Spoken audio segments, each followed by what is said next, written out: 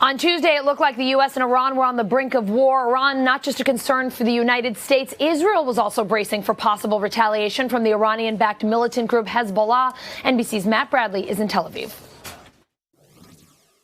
Yeah, Allison, if this is indeed the end of this little episode, then I think everybody is relieved. The Iranians said that this was a slap on the face for Donald Trump in the U.S. U.S. officials said it looked more like a slap on the wrist. I think the entire region was expecting more like a punch to the gut, and instead, nothing really seemed to happen.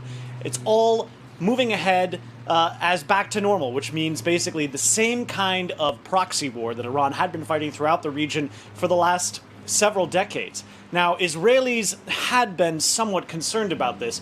They were on a heightened state of alert. It's hard to tell when Israel's on a heightened state of alert because they're essentially always on a heightened state of alert.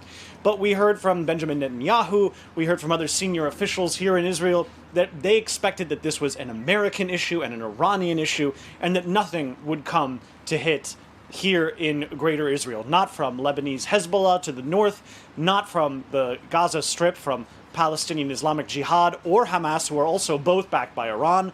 And that's exactly what happened. There were no consequences for Israel, even though in the past, the Iranians and Hezbollah have rarely met some kind of event or conspiracy theory that they haven't blamed on Israel. This just goes to show that as far as the Israelis are concerned, they see and they expect that the Iranians are going to differentiate now between the Trump administration and U.S. policy in the region.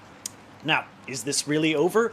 It's really hard to say. We just heard from the Iranians that there is going to be a follow-up attack. This was on the Tasnim news agency.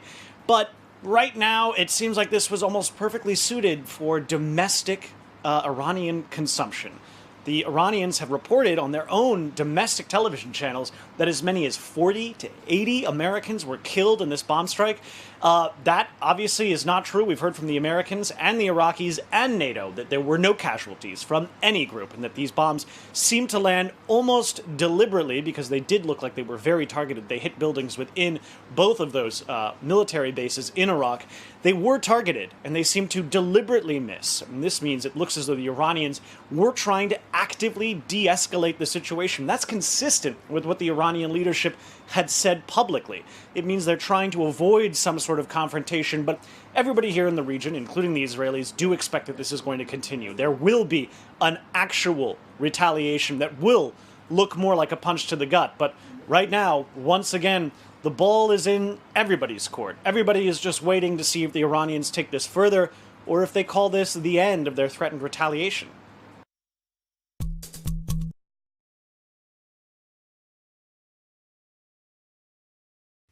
Hey, NBC News viewers, thanks for checking out our YouTube channel. Subscribe by clicking on that button down here and click on any of the videos over here to watch the latest interviews, show highlights, and digital exclusives. Thanks for watching.